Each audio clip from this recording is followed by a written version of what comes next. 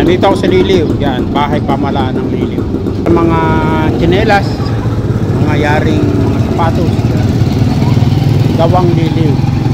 Ayon sa kasaysayang naisulat ni Juan Masulong, ang kanyang ama na si Gat Tayaw ang nagtatag ng bayang ito. Ang nasabing manuskripto ay matatagpuan sa archive ng Spain. Sangayon sa pagkakasalaysay ng kwento, nagtayo si Gat Tayaw ng kawayan at sinabi niya sa mga tao na ang unang ibon na dadapo sa dulo ng kawayan ay yun ang ipapangalan sa lugar na kanilang titirhan. Subalit uwak ang dumapo. Nasa paniniwala nila ito bibigay ng kamalasan. Lumipat sila ng lugar at muling nagtayo ng kawayan. Dumapo ang magandang ibon at humuni ng iliw at tinawag nila ang lugar na ito na Liliw dahil sa pagkakasulat sa Espanyol ang huling letra ay O. 1965 nang palitan ng W upang maiwasan ang maling pagbasa at pagbigkas. Kilala ang bayang ito sa paggawa ng mga tsinelas at sapatos.